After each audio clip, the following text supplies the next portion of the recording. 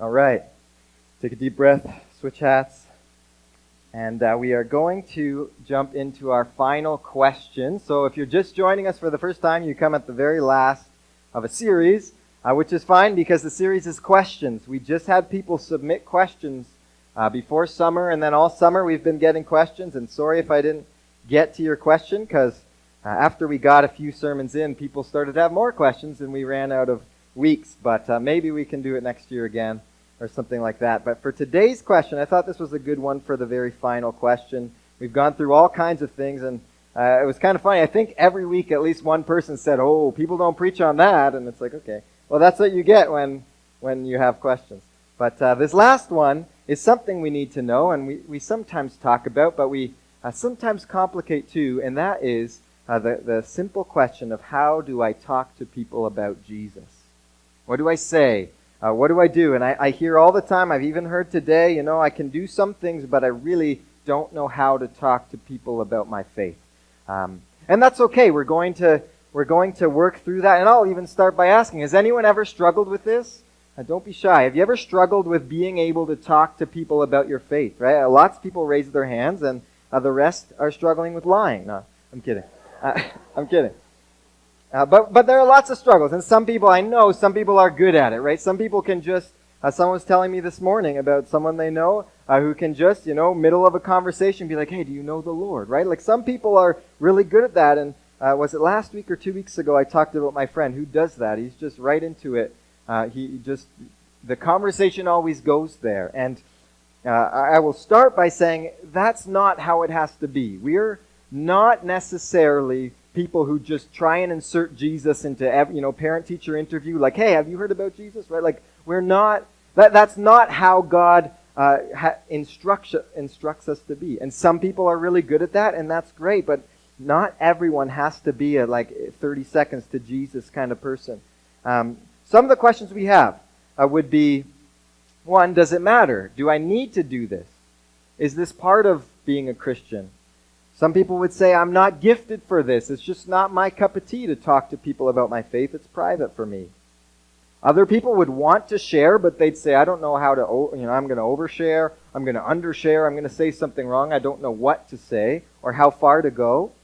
Some people would say, "Well, do I talk about my own story? Do I talk about the story of Jesus? What do I do? Do I even have a story?" Might be a question. I don't feel like I have a story. I don't feel like I have something that I can share. And one of the big ones, I think, is people consistently thinking, "I'm not doing enough," as if there's this pressure where you need to meet your Jesus quota or you're not doing enough. And so I want to address a bunch of these things today. But right out at the front, I want to say this. God desires to reach the world with the good news of Jesus.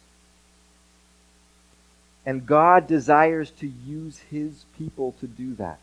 We are the primary means that Jesus reaches the world. Okay, and yes, we hear great stories of Jesus showing up to people who never heard of Him, or people picking up a Bible and deciding to read it. There are those, yes, but primarily it's through the church. It's through us. And so I want to say, you were made for this. God did not put His church together and it's accidentally, you're in here, but you're not really a good fit for His plan. That's not how it works. Everyone is part of the church, and everyone is part of the mission to reach the world for Jesus. You were made for this. Looks different in all of our lives, but each of us was made for this in some way, and we're told that He goes with us. It's not just you on your own trying to figure things out. In the end, it's His work. He's doing the work, we're told again and again. But it's through us. And so I want to take some of the pressure off with that by saying, you were made for this. You're not, the kind of outlier that's not proper for this job. You were made for it in some way, and God goes with you. Now we could look at hundreds of different passages about talking to people about Jesus, but I want to look at one maybe you haven't explored too much. And so would you turn with me to 2 Corinthians chapter 4. 2 Corinthians chapter 4. If you don't have a Bible, it's up on the screen. If you like one in your hands, there's an orange and white one somewhere around you or at the back. And if you want to keep that, you may. That's yours. And we'll read 2 Corinthians chapter 4. 2 Corinthians is, if you go to the Gospels and you flip a few books, you get past the Gospels, Acts, you start to get into the letters, you'll see Romans, and then 1st and 2nd Corinthians. So, I don't know if anyone's ever told you, but when it says 2 Corinthians, we usually say it's 2nd. I don't know why, but that's the way it goes. 2 Corinthians chapter 4, starting in verse 1. Therefore, since we have this ministry, because we were shown mercy, we do not give up. Instead, we have renounced secret and shameful things, not acting deceitfully or distorting the word of God, but commending ourselves before God to everyone's conscience by an open display of the truth. But if our gospel is veiled, it's veiled to those who are perishing. In their case, the God of this age has blinded the minds of the unbelievers to keep them from seeing the light of the gospel of the glory of Christ, who is the image of God. For we are not proclaiming ourselves, but Jesus Christ as Lord, and ourselves as your servants for Jesus' sake. For God, who said, "Let light shine out of darkness," has shone in our hearts to give the light of the knowledge of God's glory in the face of Christ Jesus. This is a powerful passage, and I want to pull out 5 things. This is one I feel like you could preach 6 sermons on, but we're going to kind of run over it, and if you want to study it on your own time, do that. But we're going to run over just 5 keys in this passage that help us to understand what it means to share the good news of Jesus, how we talk about Jesus. One that's right at the beginning, and there's context here that we're not going to detail, but Paul has been talking about his ministry given by God to the Gentiles. And his ministry is coming and speaking and seeing people transformed by the Spirit. And so right at the beginning of this chapter, he says, since we have this, because we were shown mercy, we don't give up. That is to say, we've been given something. We've been given mercy. We've been called into something, and so we're not going to give up. That is another way to put that is, you've been given a purpose. Paul sees it. I've been given a purpose. God chose me and showed mercy to me and gave me a purpose, and so I'm not giving up. That's the motivation here in this passage. Like you've been selected and formed by God for this purpose. And it's not just Paul. And so he says we're not giving up. We have motivation. We have endurance because God has given to us. That's one key to keep in the background when you're thinking about how do I talk about Jesus. This is your purpose. You've been given this. Second, and this is a good one, he says we're not peddling the gospel. We're not peddling the gospel. What does that mean? He's saying we're not coming in and using, he says, renounced secret and shameful things, not acting deceitfully or distorting the word of God. So they're not trying to be these sneaky, like, I'm going to trick you into hearing the gospel. I'm going to trick you into agreeing. They're not trying to twist things to make it sound really nice so people decide, oh, I could get behind that. He says, we're not doing that. We're not these salespeople. We're not trying to sell Jesus. And I know some people would say, well, you're trying to sell everything, really. Okay, but we're not trying to hide the bad things and show them only good things and be like, come, if you just agree, you're good. And then they agree and they're in, right? We got them. That's Paul saying we're not doing that. We're not doing underhanded things. We're not trying to coax a confession. Instead, he says basically we're displaying truth. We're displaying the truth of God in our lives and through our lives. Renounce those secret tactics, underhanded ways, but we're commending ourselves before God to everyone's conscience by an open display of the truth. That is, we're just offering what we have, which is the truth. We're just displaying it. We're not hiding it. We're not hiding all the tough parts of it. We're just displaying what's true. And so that's the second key I see in this passage. Displaying truth in and through our lives to the people around us. And listen, I think that's an important part of this. Because we're in a weird world compared to there where everything is global. A lot of your conversations are people not in your local community, right? If you're online or email or whatever it is, a lot of your conversations and interactions, especially younger people, are with people all over the world. And there's this temptation to think, one, I need to share the gospel with everyone in the whole world, right? It's my responsibility to be out there and everywhere, and I need to get in debates on Twitter or Facebook because, they don't know, and I need to, make them know. And Paul has a bit of a different story here. We're going to display through our lives. Now, I'm not saying don't talk about faith online, although I don't know if I've ever seen a Facebook argument that left anyone looking great. But we can display online, but primarily we're displaying in and through our lives with the people around us, with those in our community. Lots of people try to do everything, or lots of people get frustrated trying to, force people to know online, and they end up giving up, and their local area really doesn't see a lot of them. But Paul says we're displaying through our lives. We're commending ourselves to you. It's the people around us. So that's displaying truth in and through our lives. That's the second key. Now, verse 4 is where it gets very interesting, because it's removed from just, us speaking to someone else, and there's other parties involved. Look at verse 3 says, if our gospel is veiled, it is veiled to those who are perishing. And that veil is a reference back to the Old Testament, a reference back to chapter 3, the previous chapter, where Paul was saying, just like when God gave the law to Moses, Moses came down, his face was shining, covered his face, they couldn't see the light. Okay, Moses wore a veil so they wouldn't see this light. And Paul's using that to say, when there's this glory of God shining, for some it's veiled. There's a cover. And look at what he says in verse 4. In their case, the God of this age, that is Satan, has blinded the minds of the unbelievers to keep them from seeing the light of the gospel of the glory of Christ, who is the image of God. So Jesus is the image of God, the glory of God on display. That's what people need to see to be transformed. And Paul says for some, there's this veil over their hearts. They can't see. The light can shine in, but it's not getting to them. And he says that's a spiritual condition. So that's key number 3. We are dealing with a spiritual condition. It's not just trying to convince minds. Okay? Sometimes we can speak at someone so much. Maybe you have family members. Every Thanksgiving you're having these discussions. It's getting, eventually they say no more religious talk at Thanksgiving. Right? That happens in a lot of families. And you think, why can't they just get what I'm saying? It's logical.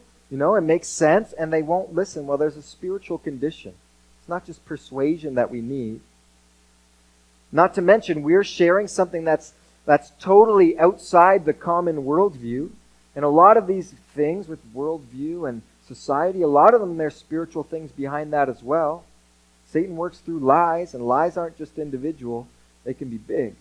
They can be on a grand scale. And so that our common worldview in our day is, I can, if I'm true to myself and who I feel I am inside, then I really can't do anything wrong as long as I don't harm other people. But if I'm true to who I am inside, to my feelings of myself and my feelings of the world, then, I can do my thing, you can do your thing, we can both be true to ourselves. And we're coming in and saying, hey, your feelings are wrong. Okay, what you feel about the world is not true. And there is a true authority who says what's true of the world, the true righteousness. And unfortunately, we can't measure up to it, but He made a way for us to get His righteousness. God did it for you, and if you give up that view of yourself, then you can come to Him. If you give up that I need to be the true to myself, true to who I am inside, if you give, it doesn't matter who you are. Anyone can say, you know what, Jesus, I'm giving it to you. I'm giving up. I'm going your way. And they come believing in His cross, His death, His resurrection. They come and they can be with God. And that's totally contrary to I just need to believe what's true in my heart, and it doesn't matter. And so we're coming with this thing that just doesn't make sense, and there's a spiritual veil, and you kind of look at that and you think, whoa, what do we do here? Well, spoiler, this passage tells us it's not about us. It's not primarily about what we do. We're not the ones who are going to change their hearts. But we do something. So we have our 3 keys. We're given a purpose for this. We're not just peddling and trying to convince people, but we're displaying the truth through our lives. We're combating a spiritual condition. And then he tells us what we're supposed to do about it. And look at verse 5. He says, "For we are not proclaiming ourselves." It's not about us. We're proclaiming Jesus Christ as Lord and ourselves as your servants for Jesus' sake. So what's that? That's saying the key number 4 is we are those who speak and serve. We speak Jesus and we serve others. And I want you to notice that order there because they're both there. I don't know if you've heard the phrase lots of people use, we will preach the gospel and sometimes we'll use words. Right? And it's almost implying that we just live a nice life and people will know. Maybe occasionally we need to speak about Jesus, but people will know if we're just good people. And that happens, but not a lot. Not a lot of people are looking at you and saying, you live a nice life. I want to know what your religious beliefs are. Right? That's not how it often works. Actions are not the main part. It's a two-sided thing. We speak and we serve. We talk about Jesus and we live in service to others, in love for others. Both are essential. There must be a story. Right? In this whole passage, it's saying they need to see the light, which is seen through the gospel, the good news of Jesus. There must be a story. There must be an invite. You can even tell someone about Jesus, right? You hear sharing my faith, right? That phrase. Fine phrase, except it kind of implies that I'm just going to offer this and leave it on the table, and, if you like it, then do something, right? But a lot of people don't think I need to do anything. And we see over and over again in the Bible, Peter, for example, first Spirit-filled sermon, all these people hear all this stuff and they're like, oh, this really, this hits. And then they say, well, what do we do? They don't know what to do about it. They heard the whole gospel message from Peter and they don't know what to do. Peter says, well, you got to repent. You got to turn from your old life, be baptized. That is, you're confessing that you're coming into Jesus. They felt something, sure. And if, this is very speculative, but if Peter never said anything, what are they going to go away? Oh, that was good talk, I feel it in my heart. But if Peter never invited them and said, come, you need to do this, I don't know what would have happened. Words are important. Serving is important. They go together. And not just the content of your words either. One of the big things, some of us need to hear this, one of the big things about telling people about Jesus is how we use our words. That passage that Deb read from Colossians chapter 4 said, our words always need to be gracious and seasoned with salt. Elsewhere, we're told that what it means to speak by the Spirit is that we speak the truth. Don't stop it there. In love. And I've heard lots of times, especially through COVID, heard lots of times, well, truth and love, but what's more important here? Truth. We're not told you can pick one. We're told truth and love. And that passage says, and it's not the only one that says this, let your speech always be gracious. Always, you know what that means? Always. Maybe there's some value in, if you can't say anything nice, don't say it. That doesn't mean we don't challenge people, but we can challenge people with grace and we can be seasoned with salt. What does that mean? Seasoned with salt. Doesn't mean being salty. And, sometimes on Facebook we're reading that wrong. It's like salt. Old people don't know what salty means. It's like, I'm unhappy, I'm etc., etc. Anyway, salt. How is your speech seasoned with salt? What does salt do? Salt brings out flavor. Salt is preserving. Salt makes things appealing. Salt often makes things easier to eat, right?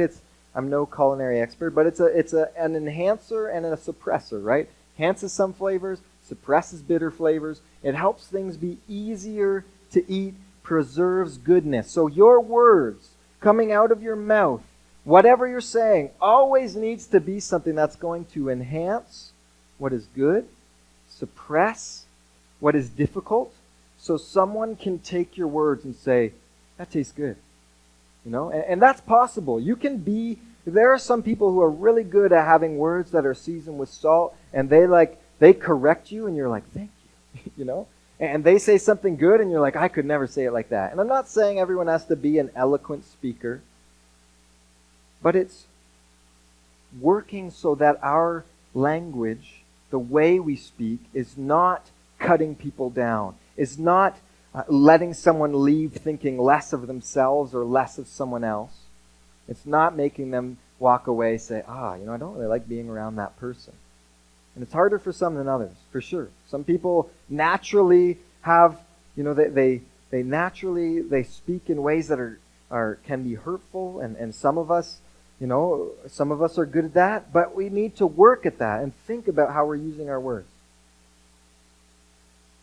But also, like we sang, light shining, right? That comes from Matthew 5:16, which says, if we have it on the screen,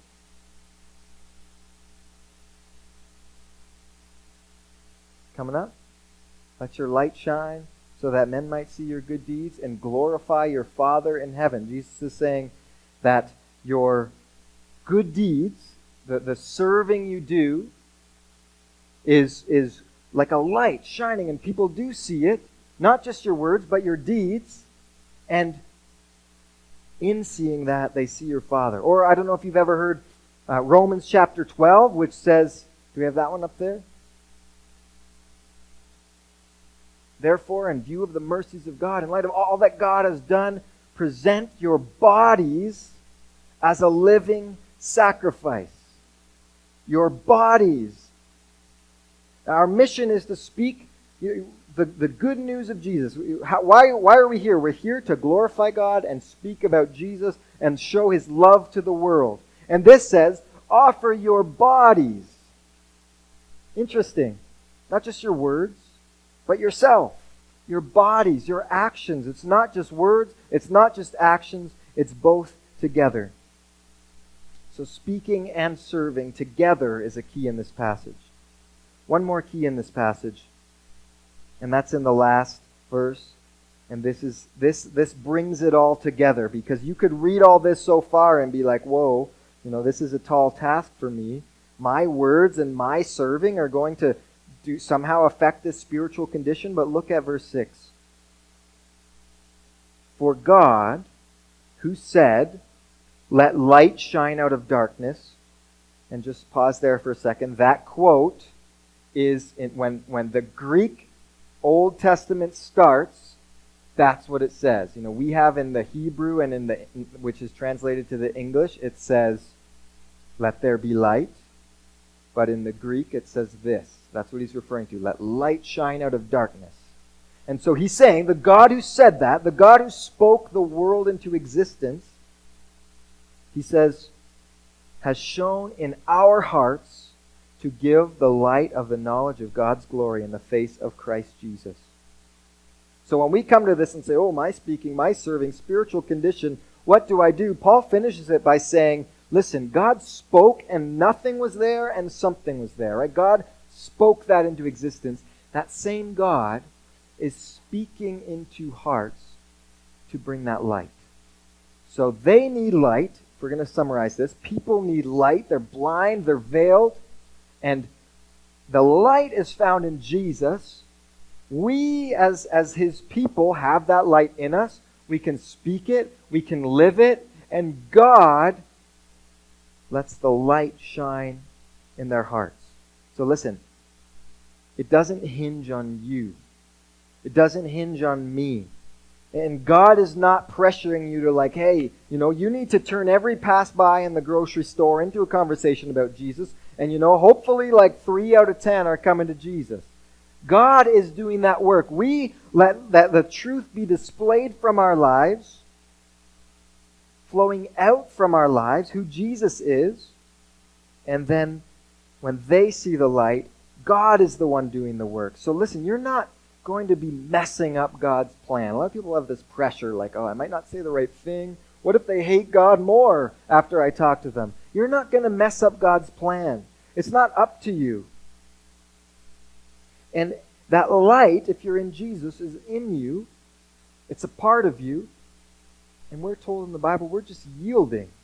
We're letting that come out, the Spirit of God come out of us. And we can be thankful for that because it's not, I need to work really hard to get people in. It's flowing out of us. It will come out. So it's not on us, but we're part of it. And I heard Francis Chan once say, he said, sharing the gospel or the good news of Jesus with others is like preaching to a graveyard. This passage is saying, they're blind. Other passages say they're dead. And so you go and you're showing your good deeds and you're speaking to a graveyard. It's like silly, right? But what that's saying and what this passage is saying is God is the one waking up the dead. So we do our part, we serve and we speak, and God is the one. And God will empower us to do what He calls us to do. The Bible tells us you are always given what you need to obey. Could go to a lot of passages there. One I like, 2 Peter chapter 1. His divine power grants us everything required for life and godliness. His power gives us everything we need to live for Him. If He calls us to something, He'll equip us for it, and He's calling us to this. We are made for this. If you're in Christ, the Bible describes you as someone called to proclaim His excellencies. That's what the Bible says. We were made for this. We have what we need. And from inside, from the Spirit of God, we can display Jesus to others. So that's the passage gives us these 5 keys that are kind of theological. I want to just finish by quickly going over a few practical things. One is, this does not mean you need to start with a huge ordeal, right? Like not everyone, and in fact very few people are going to be out on the street corner like preaching to random people walking by. You can start small.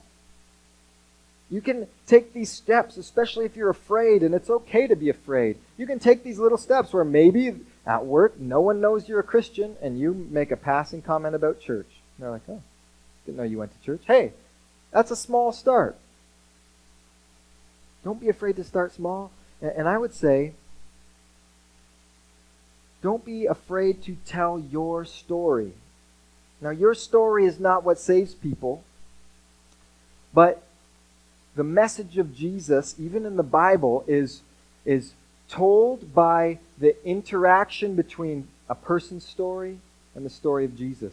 Where did the story of the gospel, the story of the good news, where did that meet your life? Now, the good news, and if you read through Romans, it has a really clear picture of what the good news is. The good news is the message of the cross of Jesus, right? Essentially, to put it really simply, there's God who created the world and everything good. We fell away. We were corrupted. We turned. We walked away. He wanted us back, but we couldn't get there, and so He sent His own Son, Jesus, to come and live that perfect life required by Him in our place. He was murdered on a cross, which was the plan so that that death that we deserved for our sin could be taken away, our sins taken off of us, and now He rose again so that we can rise with Him, and if we believe, then we are His, connected to Him, and we will live with Him forever, and He will make all things new, where we can be with Him in the new world. Now that's the story of Jesus in a nutshell. And where does that meet me? What's my story? And maybe your story is you grew up in church and didn't really care, and at one point you had some kind of crisis and it really made you realize. Or maybe you had nothing to do with church your whole life and you came to church one time and you heard this and it really hits you and you realize this is what I'm missing.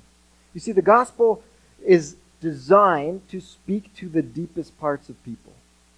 Desire for rightness and goodness and hope, the gospel has that. We know something's wrong in the world, and sometimes we know it's with us too. The gospel speaks to that.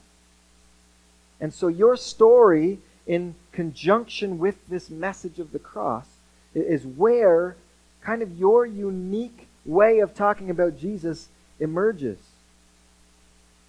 And so what can you do? Not everyone can come up and say their story, right, and can list it out. Well, I'd encourage you to think about your story. Why are you here? Church is a weird hobby. You're probably here because you had a encounter with Jesus, or you're exploring what it means and you think there's something here, and that's okay. People are in all different places, but think about why you're in this, why you listen to people talk about the Bible, why you sing these songs. How did you get here? Another really practical thing to do is steep in Jesus. If you think of it like tea bag and hot water, you put something in and it seeps through, and eventually all of that water is in water. It's actually tea, and it gets stronger and stronger, right? And if we steep in who Jesus is, if we're reading and we're thinking on him and we're praying and we're looking at our lives and saying, God, I don't like that. That's not your way. I want to change it. We'll be steeping, and guess what's going to come out of you? That's what's going to come out of you. His word and his light. His Spirit is in you when you believe, and he will come out of you. Another really practical thing, and this is, you just want to take this as a straight instruction from your pastor. Take off the pressure to be an encyclopedia of Jesus. You do not ever need to be that person who has all the answers. In fact, sometimes that can harm people coming to Jesus, because they think, whoa, I can't know all this stuff. That's great for you, not great for me. It's simple. Where does Jesus' story meet your story? And some people are really well researched. That's okay. It's not a bad thing to be that. But for those who don't have that kind of mind to take in all this, you don't need all the answers. They have the internet anyway. Well, I don't know if that's a great idea. But there are ways of learning. You have been specially gifted and equipped to share in your way. And for most of us, that's not knowing all the answers.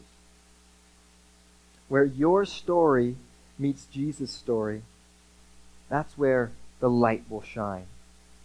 And I would say that any of us can share a story of our life. You know it best, and you could talk about it. Whether it's in front of people, whether it's one-on-one, whatever it is, whether it's bit by bit, that is where the light will shine most powerfully through you. Is how has the story of Jesus changed my heart, my life? And when people hear that, they'll hear the message, and God will do that work if he's going to do that work.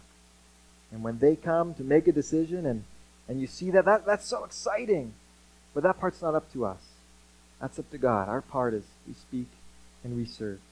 So I invite our music team to come back up. We'll sing one more song. As we do, I just want to pray for this because I know this is hard.